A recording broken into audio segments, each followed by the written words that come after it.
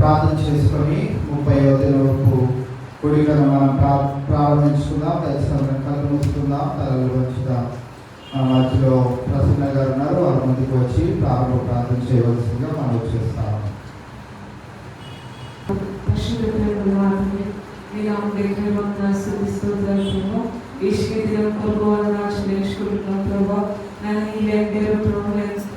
ఇలా కూడి ప్రార్థించడానికి ఇచ్చిన అవకాశం బట్టి పొందారు. నేను పాటలలో వెళ్ళి ప్రార్థనలు అలాగే నేను వాక్యంలో మీరు మాత్రం నేను ప్రార్థిస్తున్నాను. జరిగే ప్రతి కార్యము నేను మాటలు జరిగించున్నాను.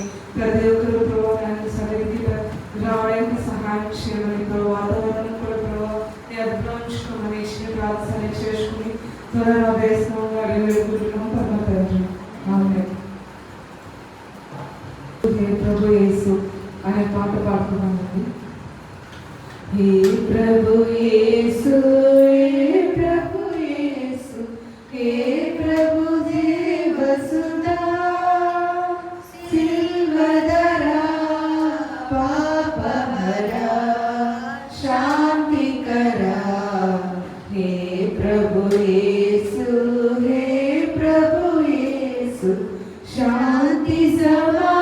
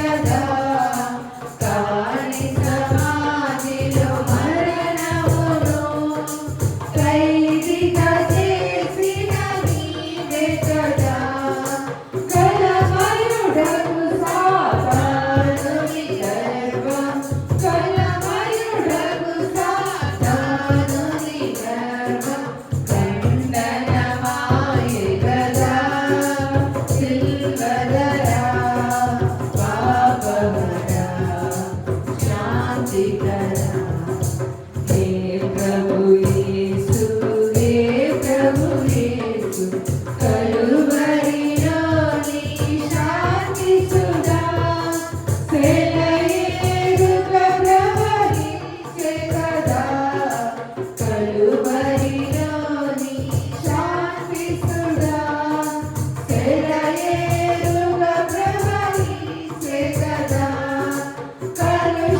కలుషయడారిలో కలువలు పూయుట కలుషయడారిలో కలువలు పూయుట సిలువ విజయము కదా సిల్వదరా పాపహరా శాంతి కదా హే ప్రభు యేసు హే ప్రభు యేసు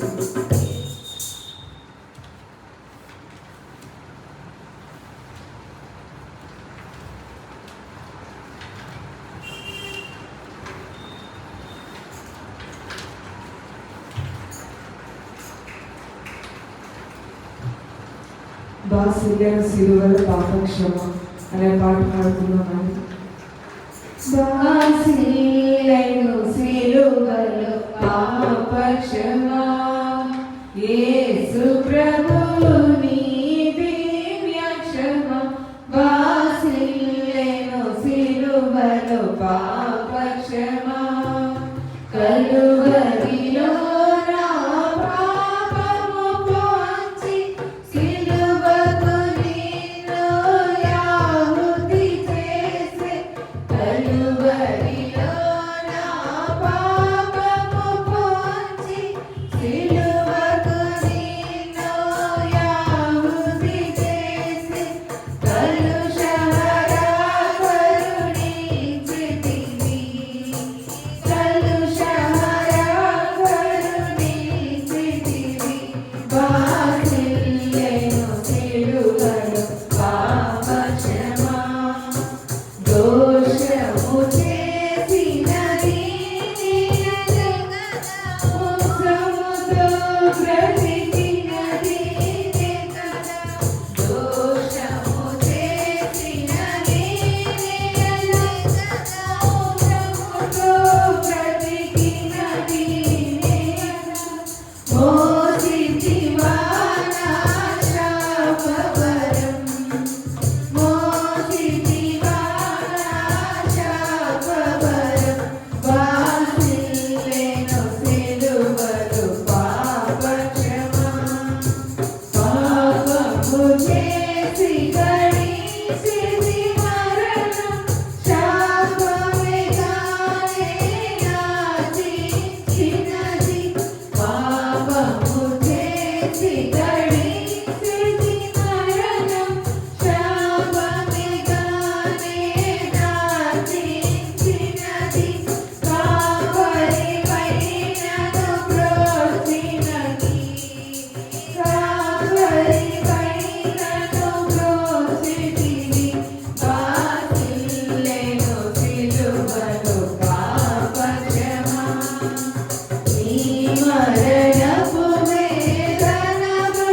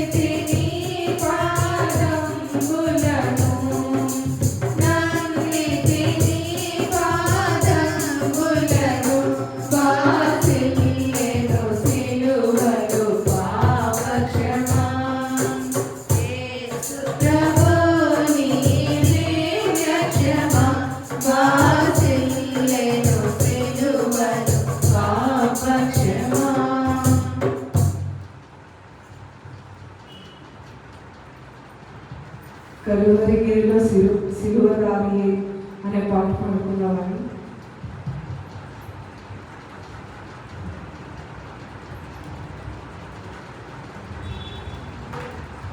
కలువరిగిరిలో సిలువదారి అయి వేలాడితివా నా యేసయ్యా. కలువరిగిరిలో సిలువదారి అయి వేలాడితివా నా యేసయ్యా. అన్యాయపు తీర్పులొంది ఘోరమైన శిక్షను దేశాధికాలలో దోషివై నిలిచావా. అన్యాయపు తీర్పులొంది ఘోరమైన శిక్షను దేశాధికాలలో దోషివై నిలిచావా. నా దోష క్రియలకై సిలువలో బలియైతివా. నా దోష క్రియలకై సిలువలో బలియైతివా. నీ ప్రాణ ప్రయత్నముతో రక్షించితివా. నీ ప్రాణ ప్రయత్నముతో రక్షించితివా. కలువరిగిరిలో సిలువదారి అయి వేలాడితివా నా యేసయ్యా. కలువరిగిరిలో సిలువదారి అయి వేలాడితివా నా యేసయ్యా. దారి తప్పిపోయిన గొర్రెనై తిరిగాను. ఏ దారి కానరాక సిలువ దరికి చేరాను. దారి తప్పిపోయిన గొర్రెనై తిరిగాను. ఏ దారి కానరాక సిలువ దరికి చేరాను. ఆఖరి రక్తపు బొట్టును నా కొరకై ధారపోసి. ఆఖరి రక్తపు బొట్టును నా కొరకై ధారపోసి. నీ ప్రాణ త్యాగముతో నడిపించితివా. నీ ప్రాణ త్యాగముతో నడిపించితివా. కలువరిగిరిలో సిలువదారి అయి వేలాడితివా నా యేసయ్యా. కలువరిగిరిలో సిలువదారి అయి వేలాడితివా నా యేసయ్యా.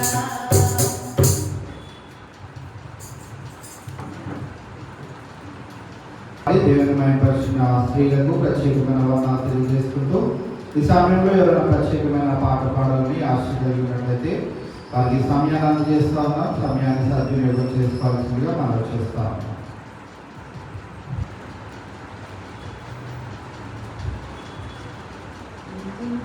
జీవితం లేతనైన రంగుల పయనం. నీతో ఉంటే జీవితం బాటేదైన పువ్వుల కుసుమం. ఉంటే జీవితం లేతనైన రంగుల పయనం. నీతో ఉంటే జీవితం బాటేదైన పువ్వుల కుసుమం. నువ్వే నా ప్రాణాధారం.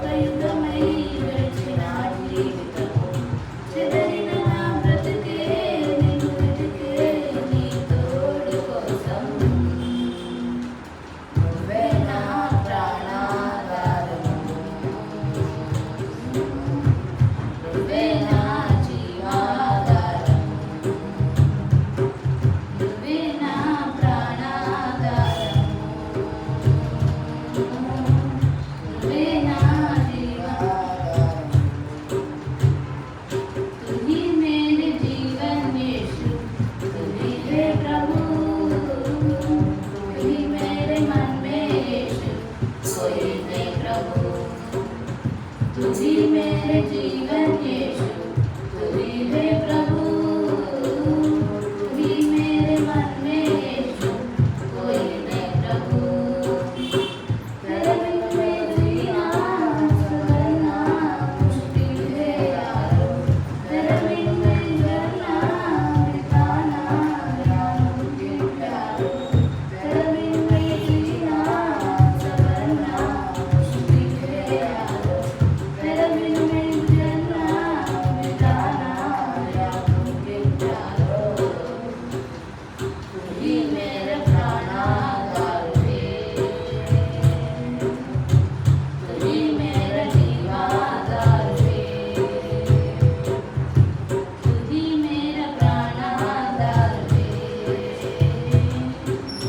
तू ही मेरा जीवाधार है। నీతో నేను జీవిస్తాను కళాకాలము, నిన్నే నేను ప్రేమిస్తాను చిరకాలము. లోకంలో ఎంతో వెతికాను అంతా శూన్యము, చివరికి నువ్వే నిలిచావే సదాకాలము. నిన్ను విడువను దేవా నా ప్రభువా నా ప్రాణనాథా, నీ చేతితో మలచి నన్ను విరచి సరిచేయునాథా. నిన్ను విడువను దేవా నా ప్రభువా నా ప్రాణనాథా, నీ చేతితో మలచి నన్ను విరచి సరిచేయునాథా. నువ్వే నా ప్రాణాధారము, నువ్వే నా జీవాధారము, నువ్వే నా ప్రాణాధారము, నువ్వే నా జీవాధారము.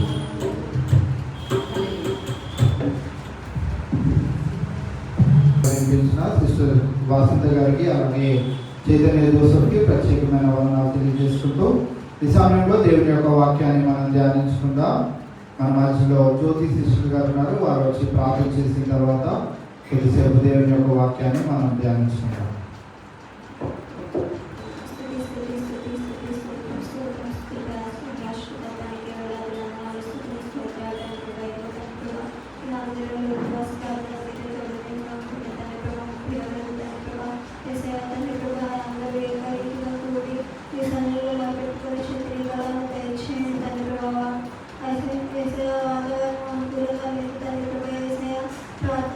జరిగే భాగ్యం దయచేయండి అయ్యా. అందరినీ కోరుకుంటున్నాను తండ్రి ప్రభా. పాటలు మీరు తోడు తీరు అంటున్నారు తండ్రి ప్రభా. వాక్యం మీరు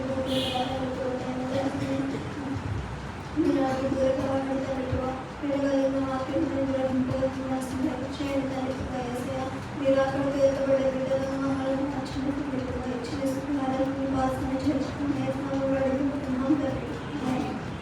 30వ దినానికై ఏర్పాటు చేయబడిన లేఖన భాగం చదువుకుందాం. తీతుకు రాసిన పత్రిక 3వ అధ్యాయము 4 నుంచి 7 వచనాలను ధ్యానించుకుందాం.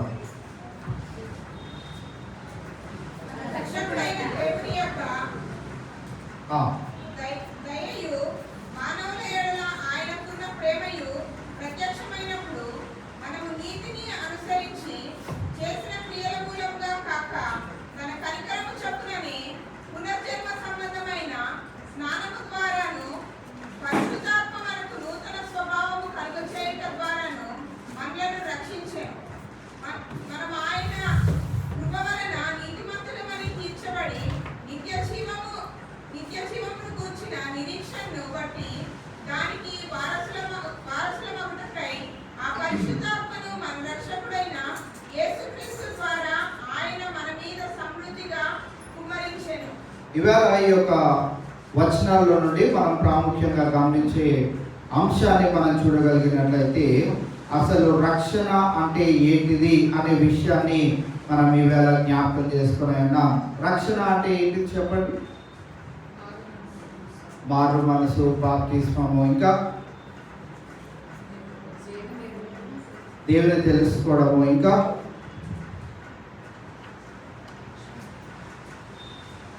రక్షణ అంటే ఏంటి?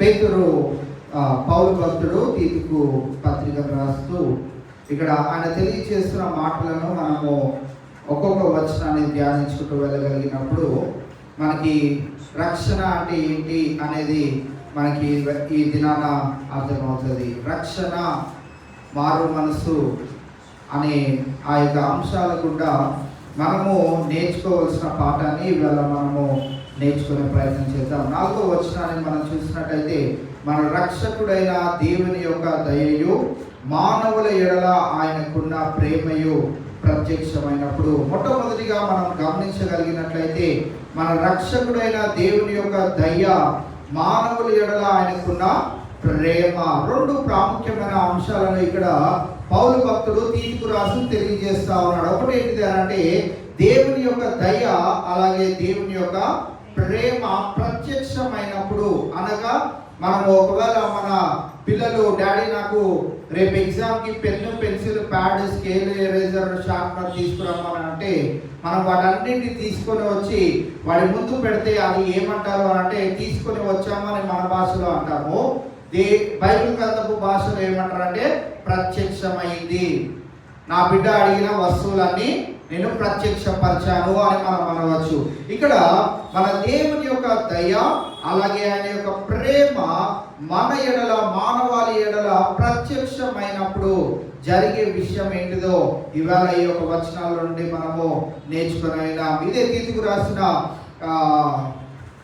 ఇదే తీతు పత్రికలోని 2వ అధ్యాయము పైన 11 నుంచి 13 వచనాలు కనుక మనం చూసినట్లయితే, ఏలయనగా సమస్త మనుషులకు రక్షణకరమైన దేవుని కృప ప్రత్యక్షమై మనము భక్తిహీనతను, ఇహలోక సంబంధమైన దురాశలను విసర్జించి శుభప్రదమైన నిరీక్షణ నిమిత్తము, అనగా మహాదేవుడును మన రక్షకుడునైన యేసుక్రీస్తు మహిమ యొక్క ప్రత్యక్షత కొరకు ఎదురు చూచుచు ఈ లోకములో స్వస్థ బుద్ధితోనూ, నీతితోనూ, భక్తితోనూ బ్రతుకుచుండవలెనని మనకు బోధించుచున్నది. ఇక్కడ మనం మరి ఒక పదాన్ని ఇక్కడ మనం చూస్తా ఉన్నాం, దేవుని యొక్క కృప. కింద వచనాల్లో మనం ఏం చూస్తాం, మన పాఠ్యాంశంలో దేవుని యొక్క దయ, దేవుని యొక్క ప్రేమ, పైన వచనాలు ఏం చూస్తున్నాం, దేవుని యొక్క కృప. ఈ పదాలన్నీ వేరువేరుగా వాటి అర్థాలు ఉన్నప్పటికీ దేవుని కోణంలోనికి వచ్చినప్పటికీ అవన్నీ మానవాళికి శ్రేయస్కరమైనటువంటి విధాన్ని తీసుకొని వస్తున్నాయనే విషయాన్ని మనం గమనించవచ్చు.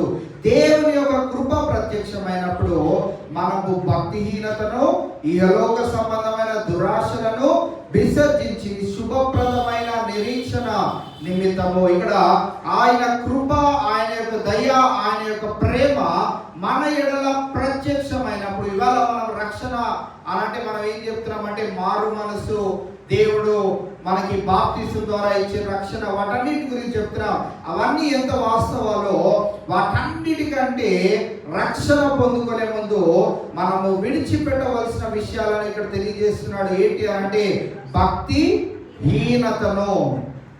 అందుకే పాస్టర్ గారు చాలాసార్లు కీర్తనలో భక్తిహీనత వస్తే ఎన్నిసార్లు చెప్తారా బాబు అని మనం అనుకున్నా కానీ ఆవిడ భక్తిహీనత అంటే ఏంటో తెలియజేస్తూనే ఉంటారు. భక్తిహీనత అంటే ఏంటి?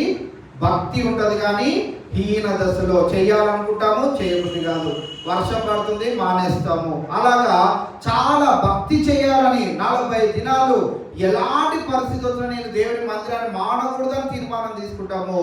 పరిస్థితి ప్రభావాలను బట్టి కొద్దిగా హీన దశలోనికి వెళ్ళిపోతాము. రక్షణ పొందక ముందు మనం జ్ఞాపకం చేసుకోవాల్సింది ఏంటి అని అంటే దేవుని యొక్క కృప, దేవుని యొక్క దయ, దేవుని యొక్క ప్రేమ ప్రత్యక్షమైనది కనుక నేను ఏం చేయాలి అంటే నా భక్తిహీనతను, ఇహలోక సంబంధమైన దురాశలను నేను విసర్జించి శుభప్రదమైన నిరీక్షణ కలిగి ఉండాలి. అది మొట్టమొదటిగా మన జీవితంలో దేవుడు నాకు తన దయను, కృపను, ప్రేమను ప్రత్యక్షపరచడానికి నాకు ఇచ్చాడు అని మనం తెలుసుకున్నప్పుడు మనము వీటిని విడిచిపెట్టిన తర్వాత బాహాటముగా మనకు రక్షణ అనేది కలుగు చేయబడుతుంది. మన ఆంతరేంద్రియంలో కూడా రక్షణ అనుభవంలోనికి మనం రాగలుగుతాం. మనం విడిచిపెట్టవలసిన భక్తిహీనతను, ఇహలోక సంబంధమైన దురాశలను మనం విసర్జించి శుభప్రదమైన నిరీక్షణ నిమిత్తము అనగా మహాదేవుడును మన రక్షకుడైన యేసుక్రీస్తు మహిమ యొక్క ప్రత్యక్షత కొరకు ఎదురు చూచుచు ఈ లోకములో స్వస్థ బుద్ధితోనూ నీతితోనూ భక్తితోనూ బ్రతుకుచుండవలనని మనకు బోధించుచున్నది. ఏది విడిచిపెట్టాలి? భక్తిహీనత, ఇహలోక సంబంధమైన దురాశలు మనం విడిచిపెట్టి ఏమి మనము ఆస్వాదించాలట?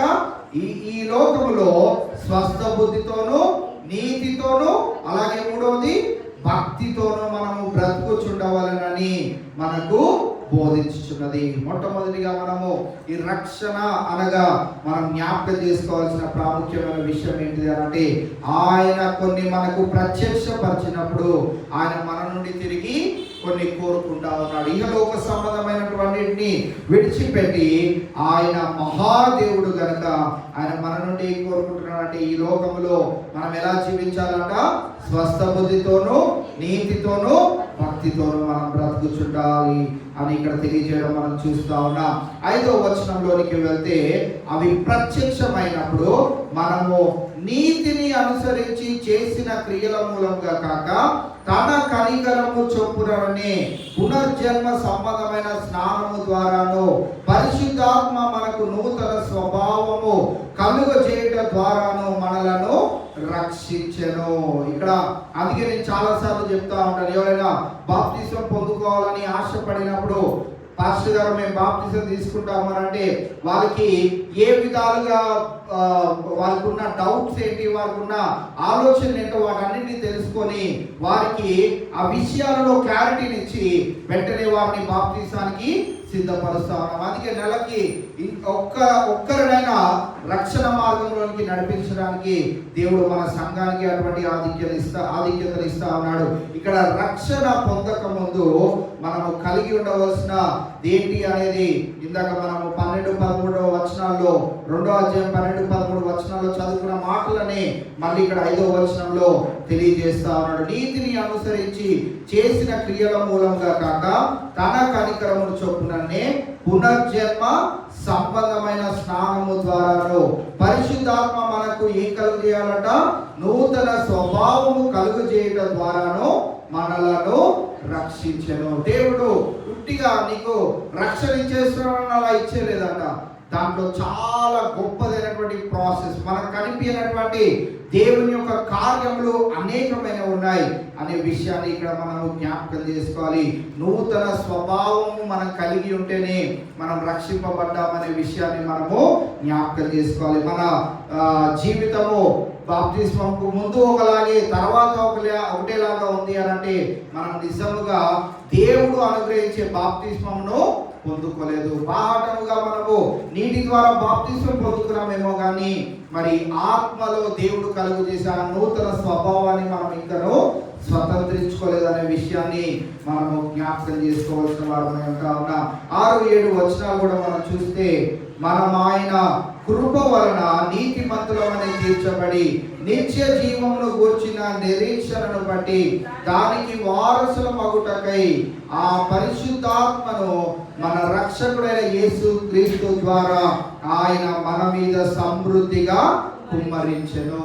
రక్షణ పొందుకున్న తర్వాతే మనకి ఏం అనుగ్రహిస్తున్నాడంటే దేవుడు పరిశుద్ధాత్ముని మనకి అనుగ్రహిస్తున్నాడు. ఇక్కడ మనము చదవగలిగినట్లయితే యేసు క్రీస్తు ద్వారా ఆయన మన మీద సమృద్ధిగా కుమ్మరించెను. దేనిని కుమ్మరిస్తున్నాడు? పరిశుద్ధాత్మను మనకి కుమ్మరింపజేస్తా ఉన్నాడు. ఆ పరిశుద్ధాత్మను మనం పొందుకున్న తర్వాత మనము భక్తిహీనతలో కానీ మనం ఇహలోక సంబంధమైన దురాశల వైపు కానీ మనం తేరి చూచేవారిగా ఉండకుండా మనల్ని మనం భద్రపరచుకోవాల్సిన వారమై ఉంటా ఉన్నాం. కావున రక్షణ అనేది యేసుక్రీస్తు ప్రభువారు కూడా బాప్తిస్మం ఇచ్చి యోహాను ద్వారా బాప్తిస్మం పొందుకున్నప్పుడు ఆయన మీదకి పరిశుద్ధాత్ముడు పావురం వలె దిగి వచ్చను అని మనం లేఖనాల్లో చూస్తూ ఉంటాం. రక్షింపబడిన తర్వాత పరిశుద్ధాత్మ నింపుదలతో ఆయన 3.5 సంవత్సరాలు నిర్విరామముగా సువార్తను ప్రకటించినట్లు మనం జ్ఞాపకం చేసుకోవచ్చు. అందుకే నేను కూడా చాలాసార్లు జ్ఞాపకం చేస్తూ ఉంటాను. రక్షింపబడిన తర్వాత దేవుడు మనకి ఒకటే ఒక పనినిచ్చాడు, కానీ మనం 10 పనులను చేసుకుంటా ఉన్నాం. దేవుడు ఒకటే పనిని చేయమన్నాడు. అదేంటంటే, నువ్వు రక్షింపబడ్డావు కనుక, నువ్వు వెలిగింపబడ్డావు కనుక, ఎవరైతే రక్షణ మార్గంలో లేరో వారిని రక్షించాలి. ఎవరైతే చీకట్లో ఉన్నారో, అంధకారంలో ఉన్నారో, వారిని వెలుగులోనికి తీసుకొని రావాలి. ఇప్పుడు మనం 10 పనులు, మన పనులు 10 చేసుకుంటాము. దేవుని పని అయినటువంటిది ఒక్కటి కూడా మనం చేసేవారిగా ఉండట్లేదు. కావున ఇవాళ రక్షింపబడిన మనము జ్ఞాపకం చేసుకోవాల్సిన ప్రాముఖ్యమైన విషయం ఏంటిదంటే, మనం ఆయన కృప వలన నీతిమంతులమని తీర్చబడి, మన క్రియల వలన కాదు కానీ ఆయన కృప వలన మనం ఏమని తీర్చబడ్డామంట?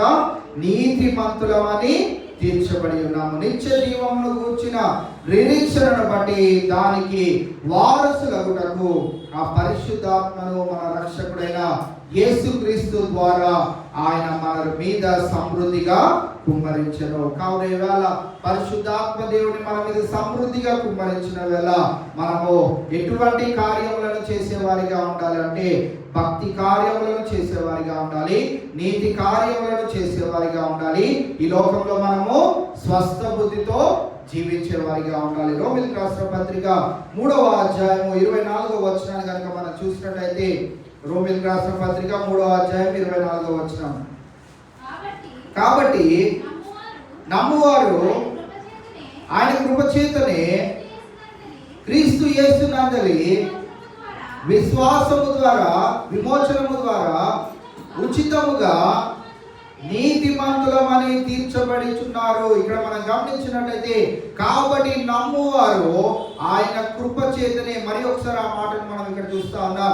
ఆయన కృప చేతనే యేసుక్రీస్తునందలి విమోచనము ద్వారా ఉచితముగా మనం ఏం చేయబడ్డామంట? నీతిమంతులమని తీర్చబడుచున్నాము. మనం నీతిమంతులమని తీర్చబడుచున్నాము అని మనం గ్రహించుకున్నప్పుడు మనము నీతి కార్యములను జరిగించే వారిగా ఉండాలి అని లేఖనము మనకు జ్ఞాపకం చేస్తా ఉన్నది. అందుకే తీతుకు రాసిన పత్రిక 2:12-13 వచనాల్లో మనం చదువుకున్న మాటల్లో మనం దేన్ని విడిచిపెట్టాలి, దేన్ని హత్తుకొని ఉండాలి అనే విషయాన్ని మీకు జ్ఞాపకం చేస్తా ఉన్నాను. రక్షింపబడిన మనము రక్షణ అంటే ఏంటో మొట్టమొదటిగా తెలుసుకొని, ఆ రక్షణ అనేది మన జీవితాల్లో మనము చేస్తా ఉన్నామా, ఆ రక్షణ కార్యం అనేది మన జీవితాల్లో మనము కలిగి ఉంటున్నామా లేదా అనే విషయాన్ని మనము నెమరు వేసుకునే వారిగా ఉండాలి అనే విషయాన్ని జ్ఞాపకం చేస్తా ఉన్నాం. ఇదే రోమీయులకు రాసిన పత్రిక 5వ అధ్యాయం 5వ వచనాన్ని కూడా మనం చూసినట్లయితే, ఎందుకనగా ఈ నిరీక్షణ మనలను సిగ్గుపరచదు, మనకు అనుగ్రహింపబడిన పరిశుద్ధాత్మ ద్వారా దేవుని ప్రేమ మన హృదయములలో కుమ్మరింపబడి ఉన్నది. ఇక్కడ మనం గమనించినట్లయితే, ఈ నిరీక్షణ అనగా రక్షింపబడిన మనందరికీ ఉన్నటువంటి నిరీక్షణ ఏంటంటే, ఈ దినాన ఉదయకాల సమయము నేను సుశాంత్ ఇద్దరం కలిసి ఎల్బీ నగర్లో ఒక ప్రేయర్ మీటింగ్కి వెళ్ళాం. ఆ అబ్బాయి డిసెంబర్ నెలలో అనుష హస్బెండ్ ఆనంద్ వాళ్ళ బంధువుల్లో అబ్బాయి 20 సంవత్సరాల అబ్బాయి యాక్సిడెంట్ అయ్యి చాలా ప్రమాదంలో ఉన్నాడని మన సంఘానికి కూడా ఆ బిడ్డ పేరు రావడం జరిగింది, శశాంక్ అని. ఆ బిడ్డ గురించి మనం ప్రార్థన చేస్తా ఉన్నాం. వారం రోజుల్లో దేవుడు పిలుపుని అందుకొని ఆ బిడ్డ మరి చనిపోవడం జరిగినది. అయితే ఈరోజు ఆ బిడ్డ బర్త్డే ఉండడం వలన బర్త్డే అలాగే మెమోరియల్ డే 2 కలిపి ఈరోజే పెట్టారు. మళ్ళీ అప్పుడు క్రిస్మస్ టైంలో చనిపోవడం వలన మరి ఆ టైంలో ప్రేయర్ మీటింగ్ ఏది పెట్టలేదంట, 2 కలిపి రోజు పెట్టారు. 2 కలిపి రోజు పెడితే అసలు ఇలాంటి అకేషన్ ఎప్పుడైనా ఎవరైనా చేసుకున్నారా, లేకుంటే చేసుకుంటే దాన్ని ఏమని సంబోధించవచ్చు అని అంటే, గూగుల్ ఏం చెప్పింది అని అంటే హ్యాపీ హెవెన్లీ బర్త్డే అని విష్ చేయొచ్చాడు. అర్థమైందా? Happy heavenly birthday. సో ఎక్కడ ఉన్నట్టంట? చనిపోయిన ఆ వ్యక్తి పరలోకంలో స్వర్గంలో ఉన్నాడు.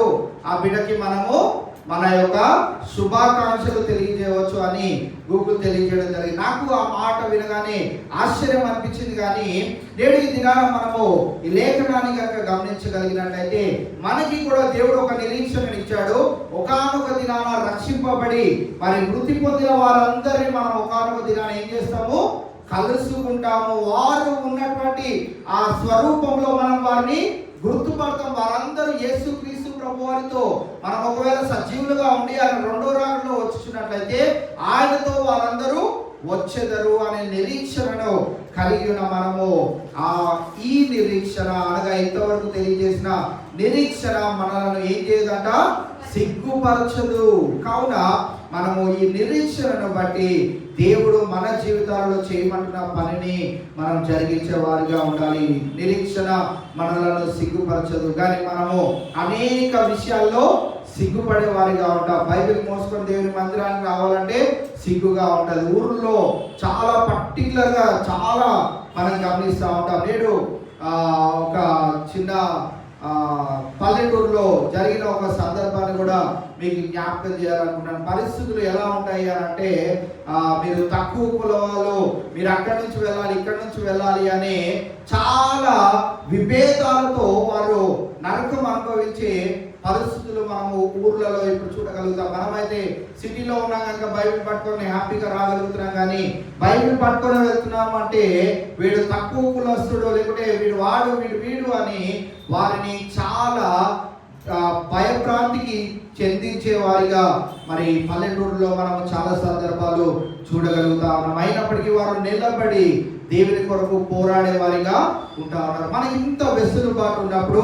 ఇంత స్వేచ్ఛను దేవుడు మనకు అనుగ్రహించినప్పుడు మనము దేవుని విషయమై సిగ్గుపడవలసిన వారమై ఉండకుండా ఉండాలి. ఎందుకంటే ఆయన మనకిచ్చిన నిరీక్షణ మనల్ని ఎప్పుడు కూడా సిగ్గుపరచదు. ఆయన రాజ్యమును మనం చూడగా మన కళ్ళు అసలు ఇంకా రెప్పలు కొట్టకుండా అంత ఆనందదాయకంగా ఉంటాయి. అలాంటి రాజ్యాన్ని మనం చూడనే ఉన్నాం. ఆయన ఇచ్చిన నిరీక్షణలో మనల్ని ఎప్పుడు సిగ్గుపరచదు కనుక మనకు అనుగ్రహింపబడిన పరిశుద్ధాత్మ ద్వారా దేవుని ప్రేమ మన హృదయములలో కుమ్మరింపబడి ఉన్నది అనే విషయాన్ని మనము జ్ఞాపకం చేసుకొని మనము ఆయన కొరకై జీవించబద్దులమై ఉంటా ఉన్నాం. అదే కాదు, 8వ రోమిలకు రాసిన పత్రిక 8వ అధ్యాయం 17వ వచనాన్ని కూడా మనం చూసినట్లయితే, మనం పిల్లలమైతే వారసులము అనగా దేవుని వారసులము, క్రీస్తుతో కూడా ఆ మహిమ పొందుటకు ఆయనతో శ్రమపడిన ఎడల క్రీస్తు తోడి వారసులము. మనకు బాగా సుపరిచితమైన వచనమే ఇది. మనం పిల్లలమైతే ఏమనంట, వారసులము. దేనికి వారసులము?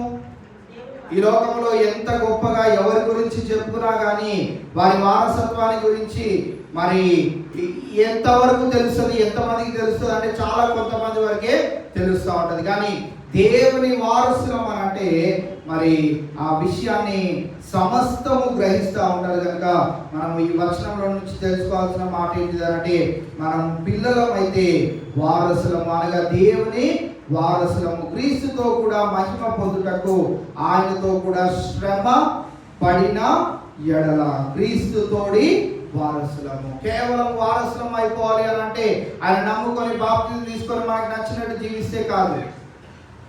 భక్తిహీనతను విడిచిపెట్టాలి. ఈ లోక సంబంధమైనటువంటి దురాశలన్నింటినీ మనము విసర్జించాలి. నీతిని, భక్తిని, ఈ లోకంలో స్వస్థ బుద్ధిని కలిగి మనము జీవించే వారిగా ఉండాలి. దాని వెనకాల ఏం దాగి ఉన్నది అంటే శ్రమ దాగి ఉన్నది. ఆ శ్రమను మనం పొందుకుంటేనే కానీ మనం ఏం చేయబడ్డామంటే క్రీస్తుతోడి వారసులము కాలేము. అందుకే యాకోబు పత్రిక మనం ధ్యానిస్తున్న వేళ మనము జ్ఞాపకం చేసుకున్నాం కదా, ఆ శోధనలు సహించువాడు ధన్యుడు, వానికి ఏమి ఇవ్వబడుతుందంట, జీవ కిరీటం ఇవ్వబడుతుందంట. ఉట్టిగా దేవుడు శ్రమ పడిన శోధన సహించిన ప్రతి ఒక్కరికి ఆ సంభాషణ అని అన్నాడు. ఆయన గొప్పదైనటువంటి బహుమానంతో, గొప్పదైనటువంటి రివార్డ్తో మనల్ని తృప్తిపరిచే దేవుడుగా ఉంటా ఉన్నాడు. కావున ఈవేళ మనము గమనించగలిగినట్లయితే రక్షింపబడిన మనము ఇతరులను వెలిగించవలసిన వారమై ఉంటా ఉన్నాం. రోమిలకు రాసిన పత్రిక 8వ అధ్యాయము 24వ వచనాన్ని కూడా మనం చూసినట్లయితే, ఏలయనగా మనము నిరీక్షణ కలిగిన వారమై రక్షింపబడితిమి. నిరీక్షింపబడినది కనబడినప్పుడు నిరీక్షణతో పని ఉండదు.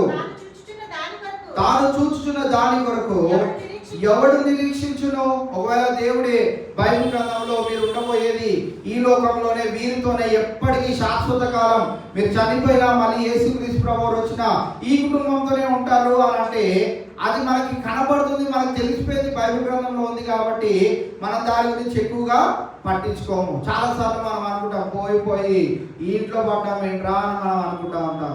అదేదో గొప్పోళ్ళ ఇంట్లో, అబ్బా ఇంత పెద్ద బంగ్లా ఉన్నవాడు ఇంట్లో పడుంటే ఎంత బాగుండో అని కొన్నిసార్లు మనం పెద్ద పెద్ద ఇళ్లలో పెద్ద పెద్ద ఉద్యోగాలు కలిగిన వారిని, పెద్ద పెద్ద స్టేటస్ లో ఉన్న వారిని చూసినప్పుడు మనం అనుకుంటా ఉంటాం. కానీ ఇక్కడ మనము గమనించగలిగినట్లయితే ఈ వచనం మనకు తెలియజేసిన మాట ఏంటిదంటే, ఏలయనగా మనము నిరీక్షణ కలిగిన వారమై రక్షింపబడితిమి. నిరీక్షింపబడినది కనబడినప్పుడు నిరీక్షణతో పని ఉండదు. దేని గురించి నిరీక్షిస్తా ఉన్నాము? పరలోక రాజ్యం గురించి నిరీక్షిస్తా ఉన్నాం. యేసుక్రీస్తు ప్రభువారు తండ్రి కుడి పార్శ్వన ఎలా కూర్చున్నాడో దాని గురించి నిరీక్షిస్తా ఉన్నాం. మరి యేసుక్రీస్తు ప్రభువారు పరలోక రాజ్యానికి ఎలా వెళ్ళి ఉన్నాడో అలాగ మనం కూడా వెళ్ళాలనే నిరీక్షణ కలిగి మనం జీవిస్తున్న వేళ ఆ నిరీక్షణ ఒకానొక దినాన మనకు కనబడినప్పుడు ఇక నిరీక్షణతో మనకి పని ఏమీ ఉండదు. అక్కడ పరలోక రాజ్యంలో నిత్యము మనం ఏం చేస్తూ ఉంటామంట? పరిశుద్ధుడు పరిశుద్ధుడు పరిశుద్ధుడు అని ప్రతిగానములతో దేవుని ఆరాధించే వారిగా ఉంటాం. కావున ఇక అక్కడ నిరీక్షణతో మనకి పని ఉండదు. తాను చూచుచున్న దాని కొరకు ఎవడు నిరీక్షించును. ఇవాళ సాయంత్రము మనం చర్చికి వస్తామన్నాక ఇంకా మనము అలాగా ఎదురు చూడం, మన పనులన్నీ చేసుకుంటాము. 7:30 కల్లా దేవుని మందిరానికి ఉండేటట్టు ప్రిపేర్ చేసుకుంటాం. ఇక్కడ నిరీక్షణతో పని లేదు, అది మనకు కనబడుతుంది. ఇక్కడ మనకు అదే తెలియజేస్తా ఉన్నాడు, కనబడని దాని గురించి మనము కనిపెట్టే వారిగా ఉండాలి. అందుకే అక్కడ రాయబడుతున్న మాట ఏంటిదంటే, ఏలయనగా మనము నిరీక్షణ కలిగిన వారమై రక్షింపబడుతుంది. అంటే నిరీక్షణ కలిగిన వారమై అంటే చూడని దానిని నమ్ముతున్నాం, చూడని దానిని మనము విశ్వసిస్తా ఉన్నాం. అందుకే చూచి నమ్మిన వారి కంటే చూడక నమ్మిన మనమందరము ధన్యులము. ఆ మాట రాయబడ్డానికి గల కారణం ఏంటిదంటే, ఏది చూడలేదు, కేవలం ఈ 66 పుస్తకాలు కలిగిన ఈ గ్రంథాన్ని పట్టుకొని బోధకులు చెప్తున్న మాటలను వింటూ దానినే మనం నిరీక్షిస్తాం, దాని అందే మనం విశ్వాసం ఉంచుతా ఉన్నాం. వారు చెప్పిన విధంగానే మన జీవితాలను సరి చేసుకోవడానికి ప్రయత్నం చేస్తా ఉన్నాం. దాని ప్రతిఫలము మనము చూడలేదు అనుకుంటున్నాం, కానీ బైబిల్ గ్రంథం స్పష్టంగా తెలియజేస్తా ఉన్నది. ప్రకటన గ్రంథంలో మీరు ఒకానొక దినాన మీరు నిరీక్షించుచున్న దానిని చూచెదరు, అప్పుడు మనకి కలిగే ఆనందము ఇంత అంత కాదు. కావున ఇవాళ మనము గమనించగలిగినట్లయితే తీతుకు రాసిన పత్రికలో మనం చదువుకున్న 6-7 వచనాల్లో అంటున్న మాటలు చూడండి. మనం ఆయన కృప వలన నీతిమంతులమని తీర్చబడి నిత్య జీవమును గూర్చిన నిరీక్షణను బట్టి దానికి వారసులం అవుటకు ఆ పరిశుద్ధాత్మను మన రక్షకుడైన యేసుక్రీస్తు ద్వారా ఆయన మన మీద సమృద్ధిగా కుమ్మరించెను. సో యేసుక్రీస్తు ప్రభువారు మరి ఈ రక్షణ గురించి తెలియజేసిన మాట ఏంటిదంటే, salvation is Jesus Christ love. యేసుక్రీస్తు ప్రభువారు మన పైన కుమ్మరించిన ప్రేమనే మన జీవితాలలో రక్షణ. ఆయన మన పైన కుమ్మరించిన దయనే మన జీవితాలలో కలుగు చేసిన రక్షణ. ఆయన మన మీద కుమ్మరించిన తన కృపయే మన జీవితాల్లో కలుగు చేసిన రక్షణ. మనం ఏది చేయలేదు, ఏది చేయకుండా ఉచితముగా, ఇందాక పదాన్ని మనం చదివాం కదా, ఉచితముగా దేనిని పొందుకున్నామంట? ఈ రక్షణను మనము పొందుకోగలిగి ఉన్నాం. అందుకే యేసుక్రీస్తు ప్రభువారు తన ప్రేమను వెల్లడిపరుస్తూ మరి 7 మాటల్లో మొట్టమొదటి మాట ఏంటి చెప్పండి? తండ్రి వీరేమి చేయుచున్నారో వీరు ఎరుగరు గనుక వీరిని క్షమించుము. కాబట్టి ఇవాళ మనల్ని కూడా చాలా మంది చాలా విధాలుగా బాధ పెట్టవచ్చు, కృంగదీయవచ్చు, మరి హామ్ చేయవచ్చు, ఏదైనా చేయవచ్చు. కానీ వారి విషయమై మనము ఈ లేఖన భాగం ప్రకారం గమనించగలిగినట్లయితే రక్షింపబడిన మనము భక్తిహీనతను, ఇహలోక సంబంధమైన దురాశలన్నింటినీ విడిచిపెట్టి మరి స్వస్థ బుద్ధితోనూ, భక్తితోనూ, నీతితోనూ జీవించగలిగినట్లయితే దేవుడు తగిన సమయంలో, ఆయన కాలంలో ఆయన చేయవలసిన పనిని దేవుడు జరిగిస్తాడు. అందుకే గడిచిన దినాల్లో నేను ఈ రోజు నేనే వాక్యం చెప్పాలి కాబట్టి చాలా ప్రసంగాలు నేను వింటా ఉన్నాను. చాలా ప్రసంగాలు వింటున్నప్పుడు ఒక దైవ సేవకుడు ఏమని చెప్తూ వచ్చాడు అంటే, ఇశ్రాయేలు జనాంగాల్ని దేవుడు గెలిపించే ప్రతిసారి దేవుడే పోరాడాడంట. ఇశ్రాయేలు జనాంగాన్ని అలా కామ్గా నిలబడ్డాడంట. మోషే కూడా ఇశ్రాయేలు జనాంగాన్ని నడిపిస్తున్న వేళ మరి దేవుడు మోషే దేవుడి దగ్గరికి వెళ్ళి అడుగుతాడు, మీరు సైలెంట్గా ఉండండి, దేవుడే మీ మధ్య, లేకుంటే మీ పక్షాన దేవుడే పోరాడని ఉన్నాడని పదే పదే పాత నిబంధన గ్రంథంలో ఇశ్రాయేలు జనాంగం నిమిత్తమై మనము ఆ మాటను జ్ఞాపకం చేసుకుంటూ ఉంటాం. కావున ఇవాళ మనం కొన్నిసార్లు సైలెంట్గా ఉండడం ద్వారా కూడా మన శత్రువులు, మరి ఇక్కడ యేసుక్రీస్తు ప్రభువారు తన శత్రువులందరూ ఆయన ఎదుట నిలవబడి ఉన్న వేళ ఆయన సిలువలో వేలాడుతూ, తన రక్తము కారిపోతూ, తన శరీరము బలహీన పడిపోతూ, అలాంటి సమయంలో ఆయన అంటున్న మాట ఏంటిదనంటే, దేవా వీళ్ళందరూ ఒక్కసారిగా తుడిచివేయనట్లేదు, కానీ తండ్రి వీరు ఏం చేస్తున్నారో వీరికి తెలియదు కనుక వీరిని క్షమించుము.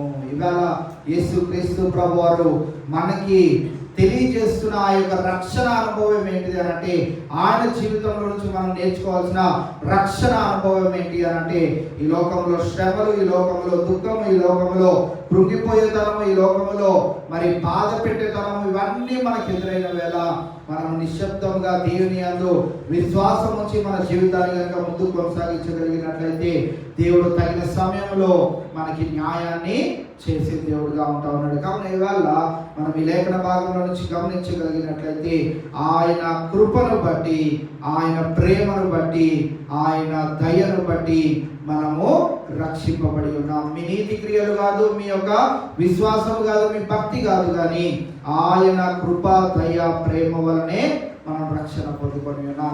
ఈ రక్షణ ఉచితంగా దేవుడు ఇచ్చాడు కనుక ఫ్రీగా వచ్చింది అని మనము దానిని నిర్లక్ష్యం చేయకూడదు. మనకి ఏదైనా ఫ్రీగా వచ్చింది అనుకోండి, ఈ వస్తువు ఉంటే ఏంటి, పోతే ఏంటి అని అనుకుంటాం. ఎందుకంటే అది మనము వెలపెట్టి కొనలేదు, మన కష్టార్జితంలో నుంచి దాన్ని కొనలేదు. ఫ్రీగా వచ్చింది కాబట్టి అది ఎన్ని రోజులు ఉంటే అన్ని రోజులు దాన్ని అలాగా వాడుతూ ఉంటాం. పాడైపోయిందంటే వెంటనే పడేస్తాం. కానీ దేవుడు ఇచ్చిన ఈ రక్షణ అటువంటి వస్తువు లాంటిది కాదు. ఆ రక్షణను మనం జాగ్రత్తగా కాపాడుకోవాల్సిన వారు ఉంటా ఉన్నాం. భక్తిహీనతను సంపూర్తిగా తొలగించి నూతనమైన స్వభావమును మనము ధరించుకోవాల్సిన వారమై ఉంటారు. అందుకే ఇక్కడ 5వ వచనంలో రాయబడుతున్న మాట ఏంటిదంటే, పునర్జన్మ సంబంధమైన స్నానము ద్వారాను పరిశుద్ధాత్మ మనకు నూతన స్వభావము కలుగు చేయడం ద్వారాను మనలను రక్షించను. రక్షింపబడిన ప్రతి ఒక్క వ్యక్తి వారి యొక్క పాత రోత స్వభావములన్నింటినీ విడిచిపెట్టాలి, నూతన స్వభావమును ధరించుకోవాలి. అందుకే కొరింథీయులకు రాసిన మొదటి పత్రికలో పౌలు భక్తుడు ఇలా అన్నాడు కదా, పాతవి గతించెను, ఇప్పుడు సమస్తము నూతనమాయను. క్రొత్త వాయును అంటే ఆయన దగ్గర ఉన్న సామాన్లన్నీ పోలేదు, ఆయన దగ్గర ఉన్న మెటీరియల్ థింగ్స్ గురించి కాదు, ఆయన అంతరంగంలో దేవుడు చేసిన కార్యంలో గురించి ఆయన తెలియజేస్తా ఉన్నాడు. కావున ఇవాళ రక్షింపబడిన మనమందరం కూడా నూతన స్వభావాన్ని కలిగి ఉండని వారంగా ఉంటున్నట్లయితే, బయట మరి బజార్లో ఎలాగైతే రక్షింపబడని వ్యక్తులు ఉంటున్నారో మనము కూడా ఒకవేళ అలానే ఉంటున్నట్లయితే, రక్షింపబడి కూడా మనము అదే స్వభావాన్ని కలిగి ఉంటున్నట్లయితే వారికి మనకి తేడా లేదు. వారిని చూస్తూ మనం ఏమంటామంటే, వీరి విగ్రహములు కొట్టివి, వీరు చేసిన భక్తి అంతా వ్యర్థము, వీరు నరకానికి వెళ్తారు అని అంటున్నాం. రక్షింపబడిన మనం కూడా అదే స్వభావాన్ని కనుక కలిగి ఉంటున్నట్లయితే మనం కూడా ఎక్కడికి వెళ్తాం చెప్పండి?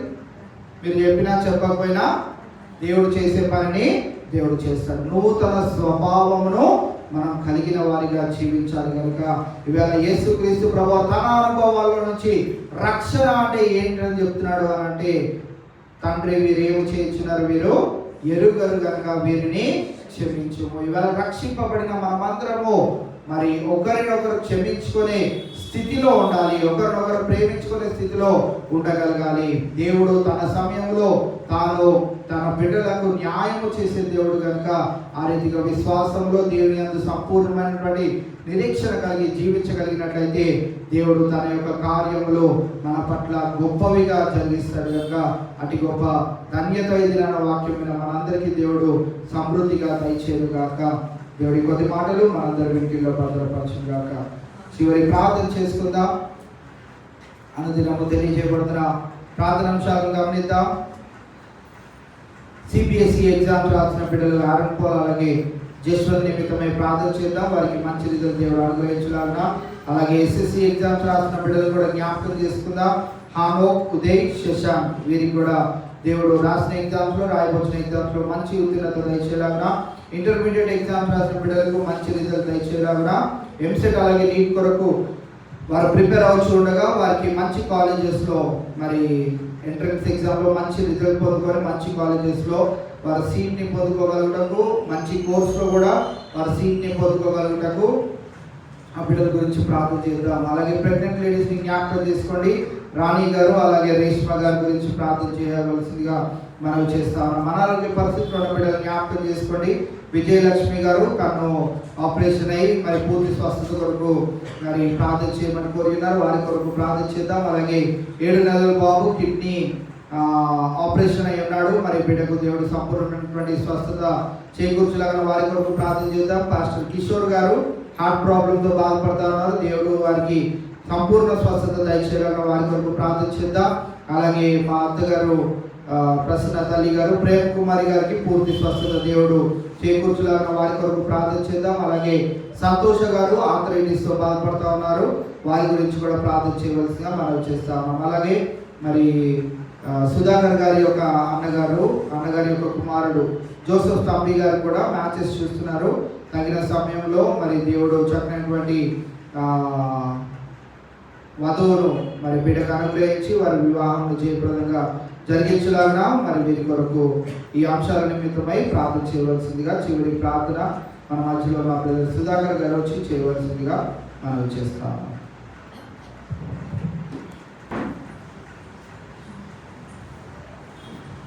దయగల తండ్రి, కలిగిన దేవ, ఈ బంగారు పదాలు వందనాలు చూస్తున్నాను.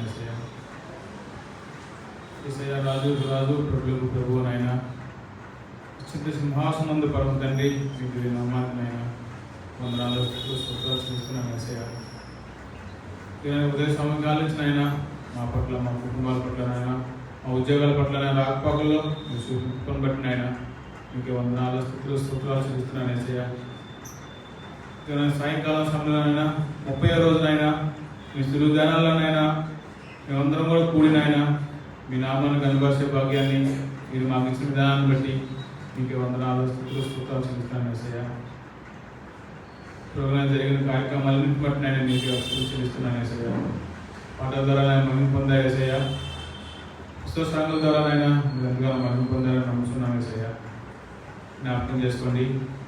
ఇంకే వందనాలు స్తోత్రాలు చెల్లిస్తున్నాను. ఏసయ్య నేను మా ముందున్నానైనా ప్రార్థన అంశాలను బట్టి నాయన ఇంకే వందనాలు స్తోత్రాలు చెల్లిస్తున్నాను. ఏసయ్య నేను సిబిఎస్ఈ ఎగ్జామ్ రాసిన బిడ్డలను బట్టి నాయన మీకు వందనాలు. ఏసయ్య బిడ్డలకు నాయన మంచి మార్కులు దయచేసి నాయన బిడ్డలను ఉన్నతమైన స్థానాలను బిడ్డలు ఉంచుకుని అడుగుతున్నాను. ఏసయ్య అదేవిధంగా ఎస్ఎస్సీ ఎగ్జామ్ రాసిన బిడ్డలను బట్టి నాయన మీకు వందనాలు. ఏసయ్య బిడ్డలందరినీ కూడా నాయన జ్ఞాపకం చేసుకోండి. మీకు వందనాలు స్తోత్రాలు చెల్లిస్తున్నాను. ఏసయ్య ఆయన ఇంటర్మీడియట్ ఎగ్జామ్ రాస్తున్న బిడ్డలను బట్టి వందనాలు. ఏసయ్య ఆయన నీటికి నైనా బిడ్డల ఎగ్జామ్ ప్రిపేర్ అవుతున్న దాన్ని బట్టి నైనా మీకే వందనాలు స్తోత్రాలు చెల్లిస్తున్నాను. ఏసయ్య జ్ఞాపకం చేసుకోండి. అదేవిధంగా నైనా కిషోర్ గారిని బట్టి నైనా పాస్టర్ కిషోర్ గారిని బట్టి నైనా మీకే వందనాలు. ఏసయ్య ఆయన ఆడ ప్రాబ్లంతో ఆయన బిడ్డ ఇబ్బంది పడుతుందిగా నాయన ఆ బిడ్డను ఆయన ఎదగాలి దాన్ని ఇతరులకు ముట్టినైనా ఆ బిడ్డకు సంపూర్ణ విడుదల సంపూర్ణ శక్తి బిడ్డకు దయచేయబడుతున్నాను. ఏసయ్య మీకే వందనాలు స్తోత్రాలు చెల్లిస్తున్నాను. ఏసయ్య సంతోష గారిని బట్టి అయినా మీకే వందనాలు. ఏసయ్య బిడ్డకు నేను మంచి ఆరోగ్యం దయచేయబడుతున్నాను. ఏసయ్య మీకు వందనాలు స్తుతులు చెల్లిస్తున్నాను యేసయ్యా. నాయన కన్ను ఆపరేషన్ చేస్తున్న తల్లిని బట్టి నాయన మీకే వందనాలు యేసయ్యా. బిడ్డని జ్ఞాపకం చేసుకోండి. మీ చిత్రమైనా సందేనైనా బిడ్డ మీ సన్నిధికి రావడానికి మీకు చూపించి దీవించి ఆశీర్వదించబడుతున్నాను యేసయ్యా. నేను జ్ఞాపకం చేసుకోండి. 7 సంవత్సరాలు బిడ్డను బట్టి నాయన మీకే వందనాలు యేసయ్యా. ఆయన బిడ్డ కిడ్నీ ఆపరేషన్తో ఆయన బాధపడుతూ ఉండగా ఆయన ఆ బిడ్డకు సంపూర్ణ విడుదల సంపూర్ణ శక్తి ఆయన దయచేయబడుతున్నాను యేసయ్యా. మీకే వందనాలు చెల్లిస్తున్నాను యేసయ్యా. అదేవిధంగా ఆయన జ్ఞాపకం చేసుకోండి. వందనాలు స్తుతులు చెల్లిస్తున్నాను యేసయ్యా. ప్రసన్న సిస్టర్ గారిని బట్టి నేను వందనాలు యేసయ్యా. బిడ్డకి మీరు ఇస్తున్న ఆరోగ్యాన్ని బట్టి నేను మీకే వందనాలు యేసయ్యా. తల్లి గారిని బట్టి నేను మీకే వందనాలయ్యా. బిడ్డకి మీరు ఇస్తున్న స్వస్థత బట్టి నేను మీకే వందనాలు చెల్లిస్తున్నాయన. బిడ్డకు సంపూర్ణ విడుదల దయచేసిన ఆయన ఆ ఉద్యోగాలుగా వెళ్తాను కానీ నాకు కృపనైనా బిడ్డకు దయచేయబడుతున్నాను యేసయ్యా. మీకే వందనాలు స్తుతులు చెల్లిస్తున్నాను యేసయ్యా. అయినా మీరు మా కుటుంబాల్లో చేస్తున్న మేలును బట్టి నాయన మీకే వందనాలు చెల్లిస్తున్నాను యేసయ్యా. అదేవిధంగా నాయన మా అన్నగారి కుటుంబాన్ని బట్టి ఆయన మీకే వందనాలు యేసయ్యా. నాయన పెద్ద బిడ్డకి నాయన తండ్రికి నాయన జోషప్ తండ్రికి నాయన మ్యాచెస్ చూస్తూ ఉండగా నాయన ఆ బిడ్డకి నాయన మంచి భాగ్యస్వామ్య బిడ్డకు దయచేయబడుతున్నాను యేసయ్యా. మీకే వందనాలు చెల్లిస్తున్నాయన. జీవం కలిగిన నా దేవా మీకే వందనాలు స్తుతులు చెల్లిస్తున్నాను యేసయ్యా. మీకు చూపించి దీవించి ఆశీర్వదించబడుతున్నాను యేసయ్యా. అదేవిధంగా నాయన మే నెల జరగబోయే మీటింగ్ నిమిత్తం ప్రార్థన చేస్తున్నాను యేసయ్యా. జ్ఞాపకం చేసుకోండి. 1, 2, 3 దినాల్లోనైనా మీటింగ్ ఘనంగా జరిపిస్తాను దయచేయబడుతున్నాను యేసయ్యా. నాయన మాకు కావాల్సిన వర్తమానికులు నాయన ఎక్కడున్నారో నాయన మంచి బిడ్డలు మాకు దయచేయబడుతున్నాను యేసయ్యా. మీకే వందనాలు చెల్లిస్తున్నాయన. ప్రతి ఒక్కరు ఆయన కుటుంబాలుగా ఆయన ముందుకు వచ్చిన ఆయన జరిగిన 3 రోజుల్లో ఆయన మీ ప్రేమ మహిమాత్మ జరిగే కృప ఆయన మా దయచేయబడుతున్నాను యేసయ్యా. అందరినైనా సహోదరులు ఏకత్వాన్ని చూస్తే ఎంత మేలు ఎంత మనోహరం అంటున్నారు యేసయ్యా. అటు రీతిలోనైనా మనందరం కూడా కలిసి నాయన మీ నామాన్ని కనపరిచిన ఆయన 3 రోజులైనా మా సంఘ పట్ల మా సంఘంలో ఆయన అద్భుత కార్యాలు చేయబడుతున్నాను యేసయ్యా. ఆయన దీవించి ఆశీర్వదించబడుతున్నాను సంఘాన్ని ఆయన మీరు దీవించి ఆశీర్వదించబడుతున్నాను యేసయ్యా. మీకు వందనాలు స్తుతులు చెల్లిస్తున్నాయన. పూర్వకనైనా దైవజనులైన తెలుసు వాక్యాన్ని బట్టి ఆయన మీకే వందనాలు చెల్లిస్తున్నాయన. ఆ వాక్యాన్ని ఎక్కడైనా మేము మా వాక్యాన్ని దొంగిలించుకున్నాను ఆయన అనుక్షణమైన ఆ వాక్యాన్ని మేము నెరవేరుస్తున్న బిడ్డలుగా ఆయన అటు కృపనైనా మాకు అందరికీ దయచేయబడుతున్నాను యేసయ్యా. ఆయన ప్రార్థనలు ఎంతమంది ఆయన ఇంకా ఆయన ప్రార్థనలు కోరి ఉన్నారు యేసయ్యా. ప్రతి ఒక్క బిడ్డను ఆయన జ్ఞాపకం చేసుకున్నాయి యేసయ్యా. ఆయన బిడ్డలు ఆయన మేము మర్చిపోలేదు ఆయన ప్రతి ఒక్క బిడ్డను ఆయన జ్ఞాపకం చేసుకున్న ఆయన వాళ్ళకి కావాల్సిన ఆత్మీయ ఆహారం ఆయన దయచేసిన ఆయన మంచి ఆరోగ్యాలు దయచేసిన ఆయన ప్రతి ఒక్క బిడ్డను ఆయన మీ సన్నిధికి వచ్చే ప్రతి కృపనైనా మాకు అందరికీ దయచేయబడుతున్నాను యేసయ్యా. మీకు వందనాలు స్తుతులు చెల్లిస్తున్నాయన. ఇప్పుడు ఆయన చేసిన కార్యక్రమాలు బట్టి చేసిన దాన్ని బట్టి మీకు వందనాలు చెల్లిస్తున్నాయన. మళ్ళీ ఆయన 31వ రోజు దినానికి ఆయన మమ్మల్ని సిద్ధపరచుకుని అడుగుతున్నాను యేసయ్యా. రేపు సాయంత్రం కూడా మేము అందరం కలిసి ఆయన మీ సన్నిధికి వచ్చి మీ నామాన్ని కనపరిచే బిడ్డలుగానైనా కృప చూపించి దీవించి ఆశీర్వదించుకుని అడుగుతున్నాయన. మీరు నాకు ఇచ్చిన దరిద్రం బట్టి ఆయన మీకే వందనాలు. మీరు నాకు ఇచ్చిన అవకాశాన్ని బట్టి ఆయన మీకే వందనాలు స్తుతులు చెల్లిస్తున్నాయన. మరొకసారి మీకే మహిమ ఘనత ప్రభావాలు ఆరోపిస్తున్నాయన. నన్ను నేను తగ్గించుకుంటూ మీ నామాన్ని హెచ్చిస్తూ యేసు ఉన్నతమైన నామంలో అడిగి ఏడుకుంటున్నాను తండ్రి. ఆమేన్.